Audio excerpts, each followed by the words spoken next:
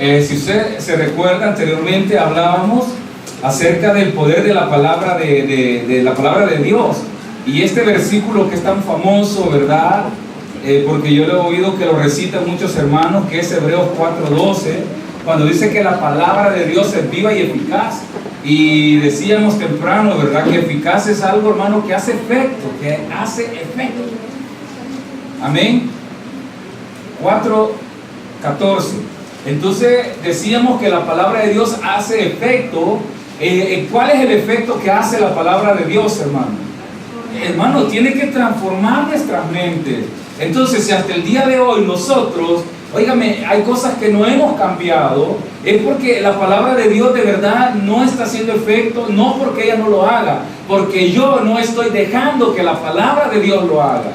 Decíamos la vez pasada, óigame, la palabra de Dios dice que Él nos bendice, y usted viene y se ve materialmente y dice, yo no estoy bendecido. Y la pregunta es, ¿quién está mal, la palabra de Dios o usted? Y usted dirá, usted, váyase por la otra parte. Dios nos bendice espiritualmente, pero muchos de nosotros las bendiciones espirituales no las queremos. Queremos bendiciones materiales. Entonces, las bendiciones materiales llegan después de que usted ha entendido lo que Dios quiere hacer en su vida. Pero muchas veces no nos damos cuenta, usted prefiere las cosas materiales. Y entonces ahora voy y le repito, la palabra de Dios es viva y eficaz, es más cortante que espada de dos filos, tiene la capacidad de discernir nuestros pensamientos. Amén. Entonces leamos ahora del 14 al 16. Vea lo que está diciendo el tema: Jesús, el gran sumo sacerdote. Por tanto, teniendo un gran sumo sacerdote que traspasó los cielos, Jesús, el Hijo de Dios, retengamos nuestra profesión. 15.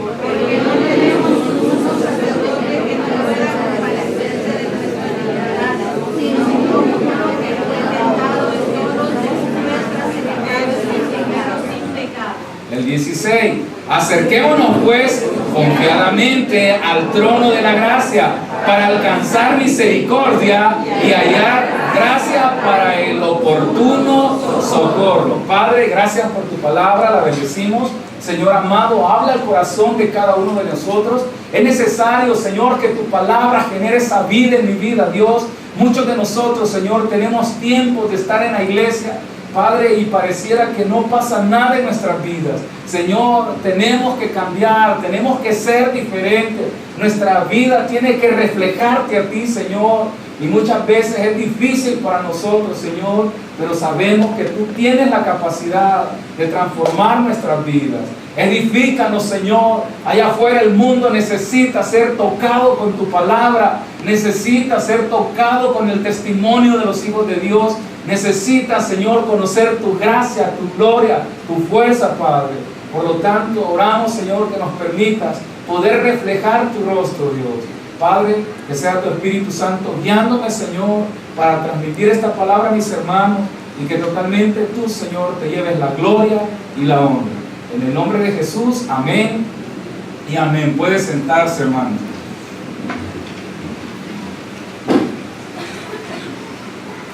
Decíamos entonces, hermano, que siendo Jesús el sumo sacerdote, oiga, el sumo sacerdote tenía un trabajo especial.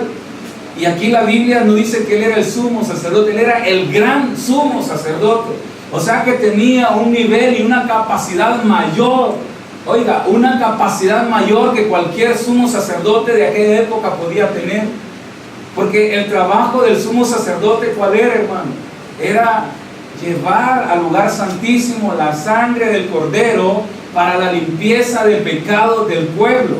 Ese era el trabajo del sumo sacerdote. Y la Biblia nos dice en el libro de Levítico, si gusta usted lo puede leer después. Levítico, hermanos, está narrando acerca del trabajo del sumo sacerdote. Está hablando de cómo los sacerdotes tenían que prepararse para hacer su trabajo. Oiga, lo que ellos hacían delante de Dios todos los días, porque el sacrificio había que hacerlo todos los días, donde se hacía un sacrificio diario. En la mañana se sacrificaba un cordero y en la tarde se sacrificaba otro. Y ese era el servicio, era el sacrificio diario.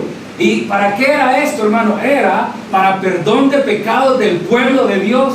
Y sabe algo bien interesante, no era que solamente mataban el cordero y ya estuvo.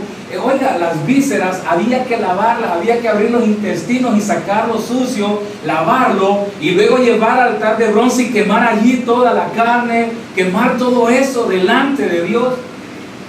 Ese era un trabajo, pero no lo podía hacer cualquier persona. Era una persona llamada y escogida por Dios para esto.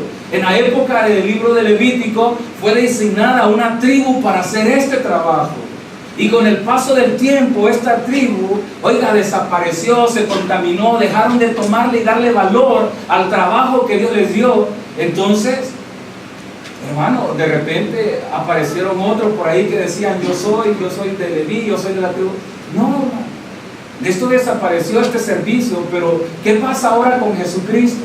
La Biblia nos está narrando de que en aquella época el sumo sacerdote era el único que podía llegar al lugar santísimo. Y fíjese lo que dice el 14: por tanto, teniendo un gran sumo sacerdote que traspasó los cielos. Fíjese que este es un pleito eterno en la comunidad judía, porque se dice que está el primero, segundo y tercer cielo. Amén. Yo no sé si usted ha leído que dice que hay 7 cielos. ¿Ha leído eso en la Biblia? El séptimo cielo, ¿alguien ha leído esto? Nadie, hermano. No lee la Biblia usted, hermano. Ahí está en la Biblia. No me diga, no, ahí está en la Biblia, hermano. Entonces los judíos, entre ellos había un pleito. Bueno, ¿cuánto es? ¿El tercer cielo o el séptimo cielo? Fíjese que Pablo dice que él tuvo un encuentro con Jesús. Amén. ¿Ha leído eso? Sí, ¿verdad? Lo ha leído. Y entonces, ¿hasta dónde fue llevado Pablo, hermano? Hasta el tercer cielo. Entonces, fíjense que en la antigüedad el sumo sacerdote, él tenía que pasar por el atrio.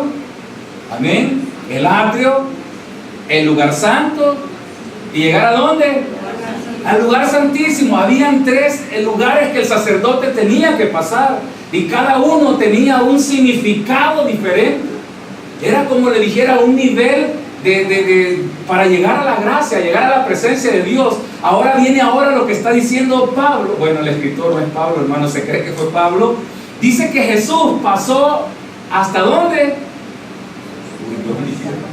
Vaya el 14 de ver. Por tanto, teniendo un gran sumo sacerdote que traspasó los cielos, Jesús, el Hijo de Dios. Entonces, cuando dice los cielos, oye, hermano, se creía que fueron los 3 cielos: la atmósfera, amén, el aire que nosotros vemos donde andan los pájaros, ¿verdad? Luego está la otra parte donde están los astros, la luna, las estrellas.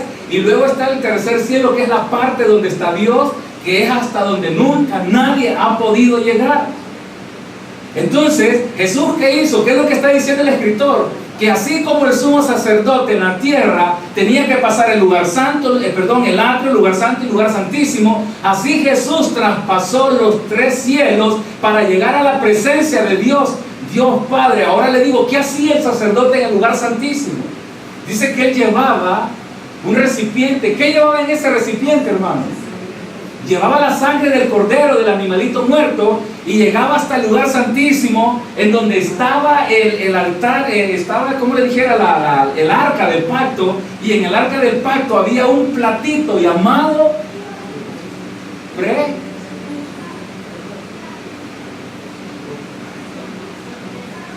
hermano, se los he dicho pero tantas veces. Propiciatorio, ¿no? Sí, ¿verdad? Ya acordaba. Y ahí, hermano, se derretía la sangre. Ese lugar santísimo era el lugar donde solamente entraba un sacerdote. Que si ese sacerdote estaba en pecado, ahí mismo, oiga, la santidad de Dios, ¿qué hacía, hermano? Lo mataba. Entonces, ese sacerdote, imagínese si a usted le tocara llevar en el atrio se queda, ¿verdad? En el atrio nos quedamos. Yo creo que no pasaríamos más allá. Porque, oiga, yo quiero que usted me entienda el nivel de relación que tenían que tener con Dios estos hombres. Oiga, y no era una cualquier cosa, era un nivel pero exagerado, porque en caso moría ese sacerdote, tenía que entrar otro detrás de él. Y si el otro estaba en pecado, ¿qué cree que pasaba? Imagínense, hermano, pasaba toda la tribu de Leví.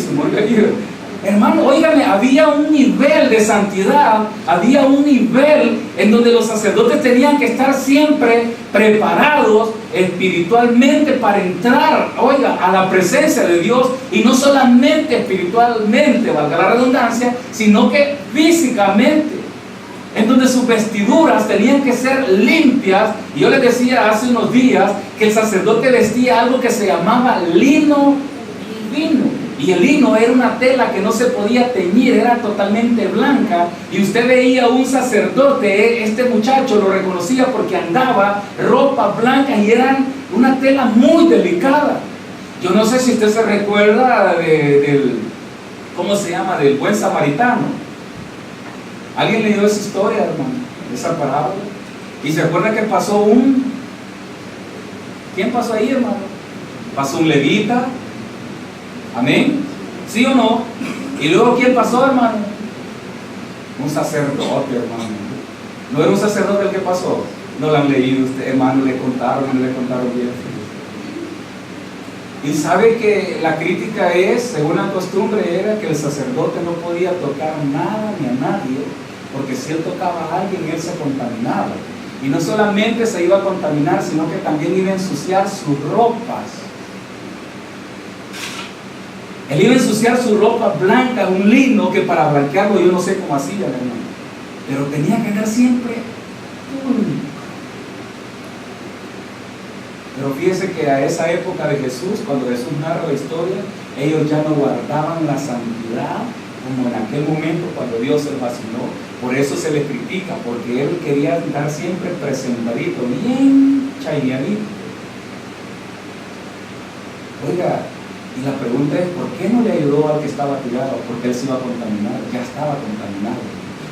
No se habían dado cuenta que hacía ratos habían perdido la santidad, porque óigame, Jesús les dice que si aquel que en su mente tiene otros pensamientos que no son los que Dios quiere, el tal ya está contaminado. Y muchas veces nosotros, oiga, andamos una apariencia de piedad. ¿Y qué sucede, hermano? ¿Cómo está el corazón? ¿Cómo están los pensamientos? ¿Cómo están las emociones? Entonces Jesús, siendo el sumo sacerdote, hermanos, él va con esa santidad, con esa pureza delante de la presencia de Dios Padre, y se presenta a él como sacrificio, y se presenta que ha derramado su sangre. ¿Por quiénes, hermano? Por nosotros. Así como aquel corderito que moría y el sacerdote agarraba la sangre y la echaba en un recipiente y pasaba el atrio, y sabe que en el atrio tenía que llenar sus dedos de la sangre y tocar los cuernos del altar de bronce. Y luego seguía su camino hasta llegar al lugar santo, en donde se encontraba la mesa de los panes de la proposición, el candelabro o el candelero de oro de 7 brazos, que su luz nunca se tenía que apagar, hermano. Y pasaba ese lugar y luego llegaba hasta el lugar santo, santísimo, donde estaba el arca del pacto. Hermano, ahora Jesús viene a la tierra, se presenta, muere por nosotros, y habiendo derramado su sangre va a la presencia de Dios. Y yo le digo, ahora, ¿usted cree que usted y yo estamos aquí simplemente porque tenemos una cara bonita, hermano? Hermano, oiga, dice la Biblia que Él nos escogió desde antes de la fundación del mundo. Y esa parte no lo logra entender la gente. Oiga, no logramos entender por qué hacemos dentro de la iglesia. Y el propósito, ¿cuál es, hermano? Que cada día usted y yo vayamos reflejando a Cristo, la gracia de Cristo en nuestras vidas. Siga leyendo entonces. Dice que Jesús dice, el Hijo de Dios. Luego dice, hay una coma y dice, retengamos nuestra, ¿qué cosa, hermano? Retengamos nuestra profesión. ¿Cuál profesión, hermano? Mire, si hoy ser pastor, fíjense que algo que nos contaba el pastor Aguirre, él llega a Canadá, dice, y él ya llegó, hermano, y desde que llegó a Canadá, no sé si fue a hacer algo, o curso, no sé qué fue lo que hizo, pero le dan un carnet que hace constar que él es un ministro de la palabra de Dios. Y allá ser un ministro de la palabra de Dios es como que usted diga, usted es un juez, digámoslo así, estoy hablando de una profesión. Y el gobierno le asigna la cantidad de dinero que él podía ganar siendo pastor en una de todas las iglesias que existe allá. Y él nos dice, allá dice ser pastor es una cuestión, es una profesión, es una cuestión muy respetada. En nuestro país dicen que si usted no pudo estudiar y no pudo hacer nada, se hace pastor. Eso es lo que dice la gente. Pero hermanos, entendamos algo, el ser pastor, la gente, ¿por qué se ha denigrado tanto? ¿Por qué lo hemos denigrado? Porque nosotros mismos hemos irrespetado, oiga, la profesión a la cual Cristo nos llamó. Cristo nos llamó a qué cosa, hermano, que usted sea un pastor, todos pastores. No, hermano, el ser cristiano y el reflejar a Cristo es la profesión a que Cristo lo llamó. Supuestamente usted y yo tendríamos que ser aquellos sacerdotes, aquellos levitas. Mire, de verdad que nos gusta, nos hizo reyes y sacerdotes. ¿Se acuerda de esa alabanza? Y a todos les gusta. Hermano, de verdad usted es un sacerdote. ¿De verdad es un sacerdote usted? No, es que nos hizo reyes y sacerdotes para gloria y honra de Dios Padre. Pero deténgase, hermano. No me diga cosas que usted no está haciendo. Porque nos declaramos, nos llamamos reyes y sacerdotes. Sí, Él a eso nos llamó, pero muchos de nosotros no retenemos la profesión a la cual Cristo nos llamó. Miren, nos cuesta retener el evangelio que Cristo nos ha llamado. Entonces dice, retengamos nuestra profesión. Hermano, ¿cuál profesión? Ser cristiano tiene un peso. Pero ahora ser cristiano, dígale a alguien, soy cristiano. Dudas de usted, hermano. Por eso le decía, en nuestro país, la parte de ser pastor es bien denigrada. Mas un pastor no es pastor porque quiso ser pastor, ya lo vamos a encontrar. Porque leyendo esto me daba cuenta de algo bien especial. Él se hizo pastor. No se hizo. Sí, oiga, Dios lo llamó a hacerse pastor. Y no le estoy hablando por mí, le digo porque hay un proceso de Dios en nuestra vida. Ve el 15. Porque no tenemos un sumo sacerdote que no pueda compadecerse de nuestras debilidades. ¿Qué me dice entonces? Usted no tiene un Dios cruel, un Dios que viene, usted pecó y le va de un solo la vara. Pero óigame, hay un punto bien especial en esto, que es donde muchos se agarran y dicen, o sea que yo puedo pecar y Dios me perdone. Simplemente usted no ha entendido a qué Dios lo ha llamado. Mire, alguien dijo, sigan diciendo, dijo por ahí, que el salvo siempre es salvo, para que la gente se siga revolcando en el pecado. Mentiras, hermano. Yo le voy a decir algo, salvo siempre salvo. ¿Y sabe qué hace la salvación? La salvación es una relación diaria con Cristo. Y si usted me dice que es salvo siempre es salvo y anda en pecado, jamás usted ha conocido la salvación de Dios. Porque la salvación que hace en nuestras vidas, hermano, nos transforma. Nos transforma todos los días. Cambia la mente, hermano. Óigame, le he contado varias veces historia del pasado de reyes que cambiaron simplemente por leer la Biblia. Simplemente agarraron la Biblia y empezaron a leerla, y eso los transformó, les cambió la mentalidad y empezaron a profesar el nombre de Dios, el nombre de Jesús. Y usted y yo leemos la Biblia y todavía nos avergonzamos del Evangelio. Usted y yo leemos la Biblia, pero nos sigue encantando el mundo. Hermanos, nos sigue encantando. Yo siempre le pongo el ejemplo de la música. ¿Cuándo usted se da cuenta que todavía le gusta la música? Que cuando empieza a sonar usted empieza a mover el pie. No sé si vio un pajarito que subieron ahí, ¿verdad? Nadie vio el pajarito que está sonando una gran música. ¿Y qué hace el pajarito cada paso, hermano? Mueve el cuerpecito. Así sos vos, dice, cuando oís la música que te gusta. Pareciera que hay una conexión aún todavía con el mundo, y es una parte bien pesada, hermano. Es una parte bien delicada, pero usted tiene que esforzarse. Pablo le dice a Timoteo, esfuérzate a retener lo que Dios te ha dado. Y usted dirá, pero es que si yo me esfuerzo, entonces no es que Dios me... Hermano, esfuércese a retener lo que Dios le ha dado, el llamado que Dios le ha hecho a usted. ¿Qué llamado le ha hecho, hermano? Mire, sabe, hay gente que hasta menosprecia el hecho de venir a la iglesia y sentarse a Dios. Eso es un llamado de Dios. Y usted no le está dando valor, es otra cosa. Porque usted al salir de aquí, usted tendría que salir con la convicción, no por lo que el pastor dijo, sino que por lo que Dios hace en su vida, con la convicción de alcanzar a otro para Cristo. ¿Con qué convicción sale de aquí, hermano? Ya viene pensando, ay, el domingo, no, el sábado hay culto. Y el domingo también, y a saber cómo va a estar de caliente. ¿Verdad que ese es el pensamiento? Hermano, óigame, David decía algo lindo, yo me alegré con los que me decían, a la casa de Jehová iremos. ¿Qué quiere decir eso, hermano?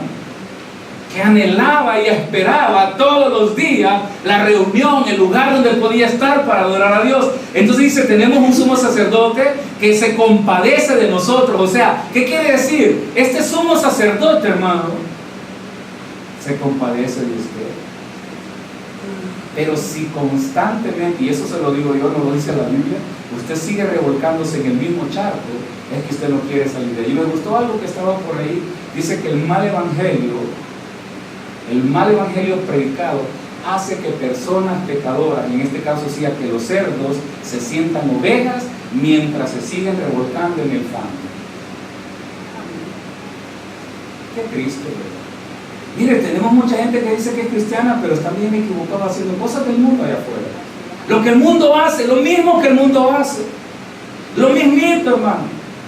Yo le digo que el cristiano, el evangélico, el hijo de Dios, el aleluya, como le quiera llamar, se reconocía porque tenía algo especial. ¿Sabe qué tenía? A Cristo en su corazón. Y no era no, y sí era sí. Mire, de verdad que los cristianos hasta ni nuestra palabra respetamos, hermano.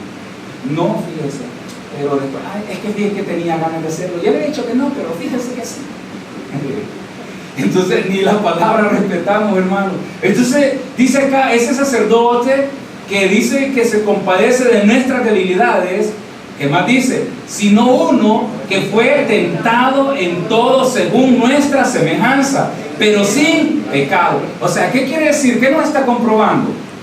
Jesús fue tentado como nosotros. Le pregunto, ¿usted es tentado, hermano? ¿Sí o no? No me diga que no, sí, hermano. Pero la pregunta también es, ¿cede a la tentación o no cede a la tentación? El 99.9% sí accedemos a la tentación. Jesús fue tentado igual que usted y que el pastor, y dice que él no accedió a la tentación. Imagínense, hermano, se le aparece una figura celestial como la que le gusta, ¿verdad? Ahí toda esa esotérica y le dice, decía esta oración al revés y te doy todo este palacio para hoy. ¿Usted lo haría? No me diga que no, usted lo haría. Pensaría en los títulos que le darían, don fulano, dueño del palacio tal. Es más, hasta la placa pensaría que le va a ir a poner de abajo la tierra. A Jesús le dijo, si postrado, oiga, dice, me adorares, yo te daré. Dice que le mostró todos los reinos de la tierra. Y Jesús le dijo, ¿qué le dijo, hermano? Al Señor, tu Dios, adorarás. Hermano, de verdad, solo a Dios usted tiene que adorar. Fíjense la contraparte, la tentación. Hermano, hay tentación. Yo siempre he dicho, yo sé que es difícil, un mundo difícil, un país difícil, pero imagínese, usted le ofrecen trabajo solo los días domingos. Y usted sabe que el domingo es del Señor. Pero la tentación de la necesidad, ¿qué hace, hermano? Señor, tú conoces mi situación. Amén. Y ahí cerramos todo el paquete, ¿verdad? Tú conoces mi necesidad. Cuide, hermano. Ahí voy trabajo, esperando. ¿Y qué hacemos con el domingo, el día del Señor, hermano? ¿Verdad que lo dejamos de un lado? ¿Cuántos días usted tenía que trabajar? 6. ¿O 7? ¿O 8? Eso fue lo que le dijo al Señor a Moisés. 6 días trabajarás y el 7º lo ocuparás para adorarme, para servirme, y no harás ningún tipo de trabajo. Ni irle a cambiar el pantalón a la señora, que es lo más sencillo, ¿verdad? No, hermano, quiero que me entiendan, más no decir ya no voy al trabajo, se va a quedar sin trabajo y quién le va a dar de comer. El pastor no le va a dar de comer. Pero si su fe es tan grande, deje de trabajar, vea usted. Entonces, oiga, me dice este Jesús fue tentado, pero ¿sabe qué? No accedió. Entonces, Él se compadece de nosotros porque sabe que la tentación es fuerte, pero ¿cuál es el objetivo? Que usted no caiga en las tentaciones de Satanás. Usted no acceda. Siga el 16. Acerquémonos pues a quién, hermano, confiadamente al trono de la gracia para alcanzar, ¿qué cosa? Misericordia y hallar gracia para el oportuno. ¿A quién se tiene que acercar? A Cristo. ¿Por qué no nos acercamos a Cristo? ¿A quién se acerca usted? Hermano, dice, acerquémonos pues al trono de la gracia. Hermanos, acerquémonos al trono de la gracia. Fíjese que en la ley decía de que si un hombre mataba a una persona, él tenía que correr a una ciudad de socorro, y en esa ciudad o en ese lugar de socorro había un altar de bronce, y llegaba el que había matado y se agarraba de uno de los cuernos del altar, y en ese momento esa persona quedaba perdonada del asesinato que había cometido. Hermano, ese era el socorro, o sea, esa era la misericordia.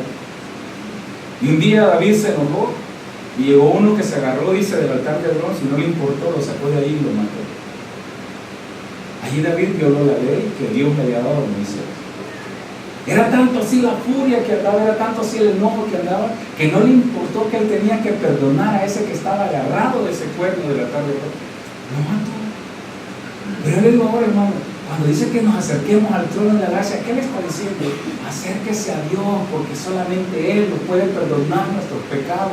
Él puede socorrernos, y muchos de nosotros sabemos que como sumo sacerdote, o como cristiano, como se quiera llamar, no estamos haciendo las cosas como Dios quiere. Siga leyendo el 5, porque todo sumo sacerdote tomado de entre los hombres es constituido a favor de quién, hermano, de los hombres, en lo que a Dios se refiere, para que se presente ofrendas y sacrificios por los pecados. Entonces el sumo sacerdote era seleccionado para ofrecer ofrendas o presentar ofrendas por los hombres.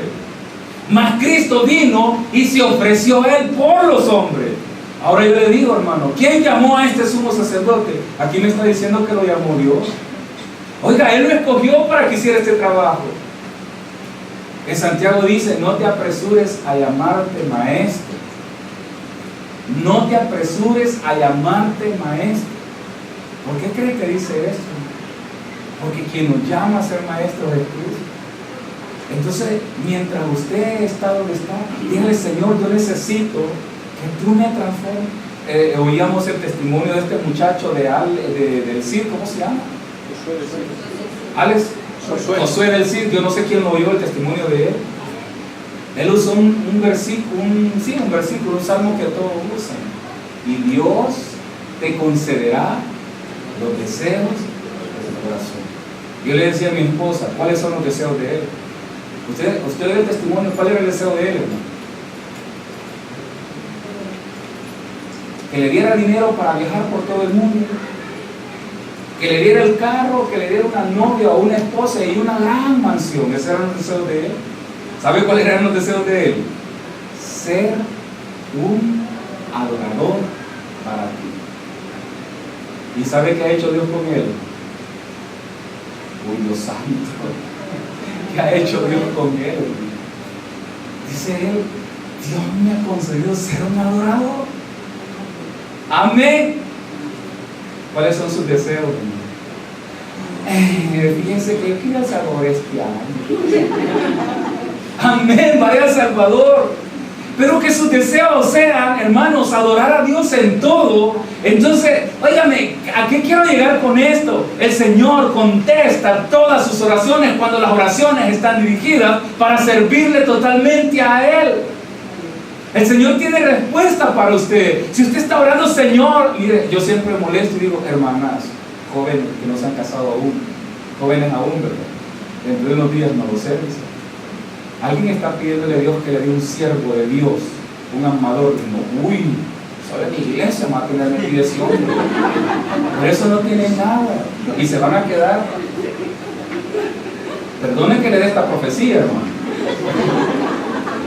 Pero muchas veces andamos buscando un hombre que me tire al aire, ¿verdad? Que me lleve allá, que me mande a África. Y es que les he perdido, ¿verdad? Con los gorilas de África. Hermanas, Dios concederá, Dios responderá, Dios dará lo que usted le está pidiendo cuando lo que usted le pide es servirle a Él. ¿Por qué? Porque Él nos llamó, y por eso dice el 15, oiga, retengamos el ministerio o retengamos la profesión a la cual Él nos llamó. Yo le pregunto, después de ustedes, hermanas y hermanos, ¿qué es lo que quieren que sean sus hijos? ¿Quiere usted que sean adoradores de Dios? ¿O qué quiere que sean? Pero si usted no le está pidiendo a Dios un hombre, o una mujer que la guíe a los caminos de Dios, ¿cómo va a ser para encarrilar a sus hijos? ¿Se ha preguntado eso, hermana y hermano? Yo les decía hace unos días y se lo digo con aflicción, hermano. Si usted hoy está haciendo malas cosas, no espere que sus hijos mañana hagan bien, porque ellos van a aprender de usted. Se lo digo con aflicción, se lo digo con convicción y se lo digo por experiencia. Si usted hoy no hace las cosas para Dios, sus hijos no las van a hacer. Y el dolor va a ser para usted. ¿Y sabe qué? Probablemente va a ir a la tumba con dolor, porque sus hijos no los va a ver en los caminos de Dios. Hermano, ¿por qué? Porque la Biblia nos insiste ahora. El llamado es ahora para usted. Dios lo llamó. Retenga la profesión a la cual Cristo lo llamó. Reténgala, manténgala. Le dirán que aburrido sus hijos. Hermano, métalos a los caminos de Cristo. Porque cuando ellos crezcan, mire hermano, cuando nuestros hijos crecen, quieren jalar por su propio camino. Y usted no lo va a detener, ni va a poder. Solamente Cristo. Y si usted les metió la espina de Cristo ahí, lo dejó ahí, oiga, Cristo lo va a jalar. Aunque para Dios todo es fácil. Nada es imposible para Dios. Pero yo le decía, hablando con mi esposo últimamente, estaba hablando mucho con ella. Muchas veces como hijos tenemos que pagar el precio de la desobediencia. Y como cristianos tenemos que pagar el precio de no retener el llamamiento de Dios. ¿Cuál es el llamamiento de Dios, hermano? A que usted predique, o sea, predicadora, no, hermano. A que usted sea un verdadero hijo de Dios, arrepentido delante de Dios. A eso nos está llamando Dios. Entonces dice acá que un sacerdote fue escogido de entre los hombres. Dios lo escogió de entre la multitud para que hiciera el trabajo que hace ahora. Por eso yo les decía un día, ¿dónde estaba yo? Antes estaba sentado. ¿Qué hizo Dios conmigo? Me toma de ahí, me hace hacer esto. Ahora, ¿por qué estoy aquí? Porque Cristo quiere que glorifique y predique el nombre de Él, como un día usted lo va a hacer. Pero para llegar a hacer esto, hermano, yo le invito de verdad, anhele, dígale, Señor, yo quiero adorarte en todo. Siga leyendo lo que dice el 2 del 5. ¿Lo tiene? Dice, para que se muestre, ¿quién se va a mostrar? Ese sumo sacerdote, ¿verdad? Para que se muestre paciente con los ignorantes. ¿Y qué más, hermano? Y con los extraviados. ¿Cómo se tiene que presentar a aquel que conoce el Evangelio ante los ignorantes y los extraviados? Esa es la paciencia que usted tiene. Pero le voy a explicar algo.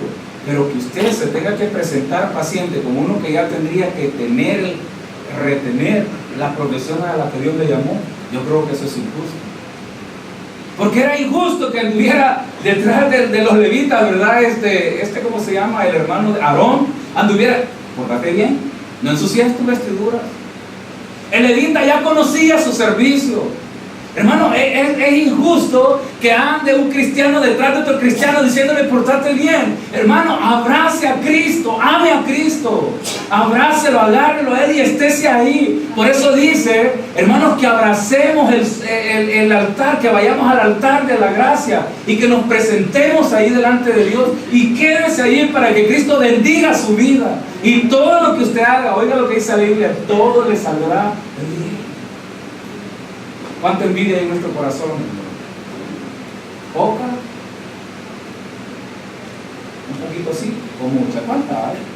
¿Verdad que hay tanta? Yo le decía hace unos domingos, hemos venido con un evangelio tan cruzado, en donde seguimos con grandes envidias dentro de la iglesia, con otros hermanos, egoísmo con otros hermanos, un evangelio todo relajo, todo exagerado. Oiga, y llegamos delante de Dios y yo digo, ¿será que Dios le agrada de vernos como estamos? No, hermano, yo a veces me imagino que Cristo llorará y dirá, ay, mis hijos no han entendido que es amar, no han entendido que es amar a su prójimo. Y nosotros nos sentimos bien, ¿verdad? Hablándole a un grupito y a otros no, ignorando a uno y a otros no. Hermano, ¿de qué se trata el Evangelio? Por eso dice acá que nos agarremos del trono de la gracia. Siga leyendo lo que dice entonces el 2. Dice que nos presentemos pacientes con los ignorantes, con los extraviados, puesto que Él también está rodeado de debilidades. ¿Quién, hermano? El sacerdote que se levantó de en medio de la población. Ese está rodeado también de debilidades. Pero yo le vuelvo a decir, Hermano, que usted diariamente esté en la misma situación es una parte bien difícil. Y el sacerdote tendría que llegar, hijo, cambiar. Pero ¿para quiénes era esto? Era para aquel que aún no conocía, aquel que estaba lejos.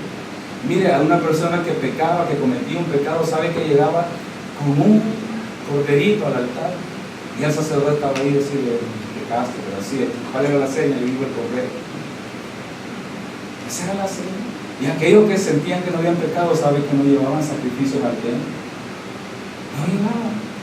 Y así vemos muchos ahora. Hay hermanos que dicen que no, yo no he pecado. Le pregunto, hermano, ¿ha pecado usted? No, pastor. Dice la Biblia que el que diga que no ha pecado, ¿qué dice? Hay personas que no sienten necesidad, no, ¿por qué de orar? Yo estoy bien. Usted dice, pida perdón, por eso cuando oramos, dele gracias a Dios. Y siente que no tienen que darle gracias a Dios. ¿Por qué le doy gracias a Dios si no me ha hecho nada? El simple hecho, decía la abuela, de caminar para adelante, dele gracias a Dios. Porque óigame, si Dios descuidara su vida, ¿usted cree que usted sería una persona cuerda, hermano? Algunos, a pesar de esto, no somos cuerdos.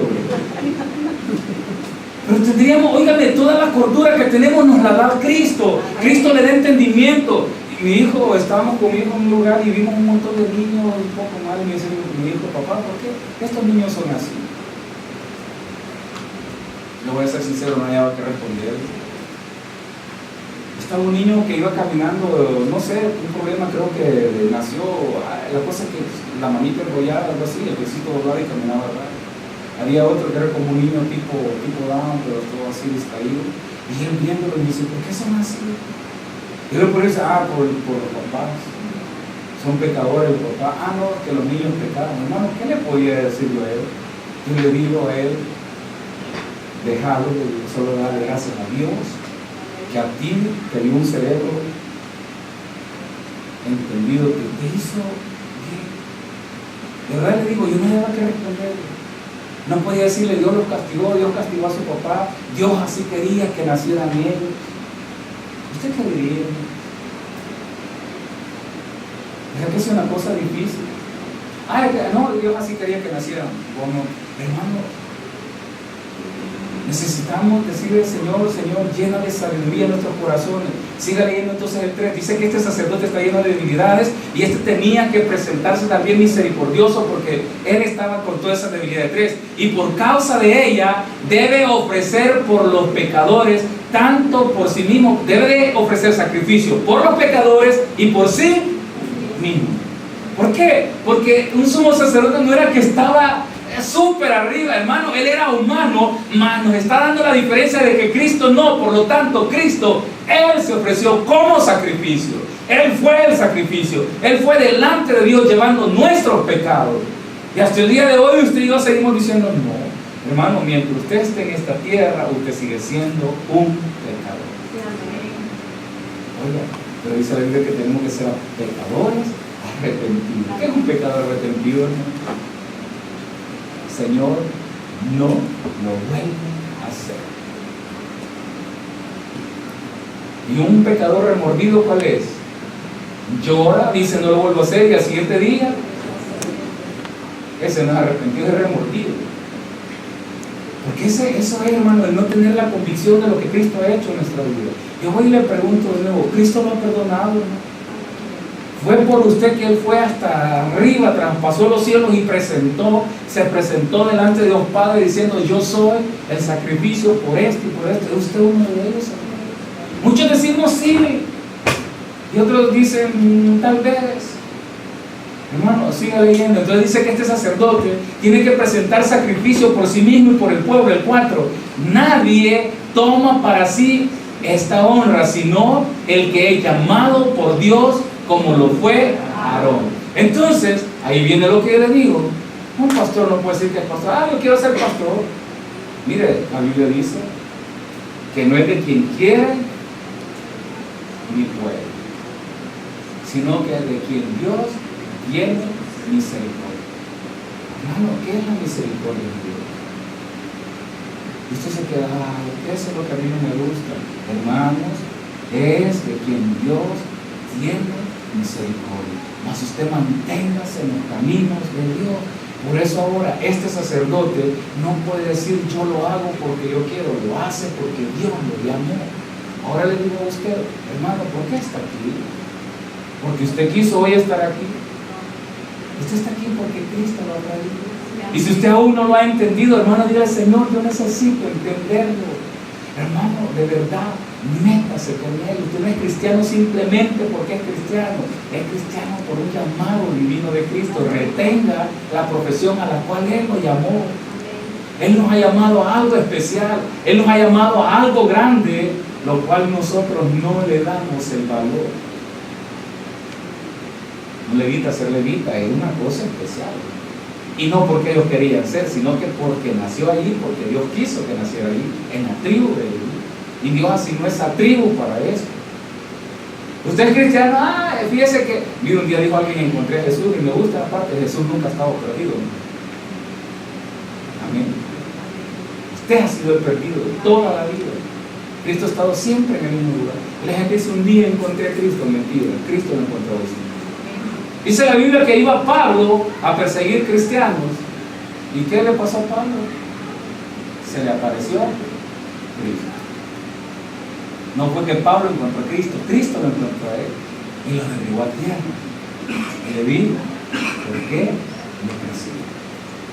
¿Cuál es nuestra condición, hermano? ¿Perseguimos cristianos? No, pastor. ¿Usted no persigue cristianos? Muchos de nosotros somos perseguidores cristiano. Entonces le digo ahora, Jesús, sumo sacerdote, el cual tuvo la capacidad de presentarse totalmente delante de Dios y decir, yo soy el sacrificio por esta nación. Regálele un aplauso, Señor.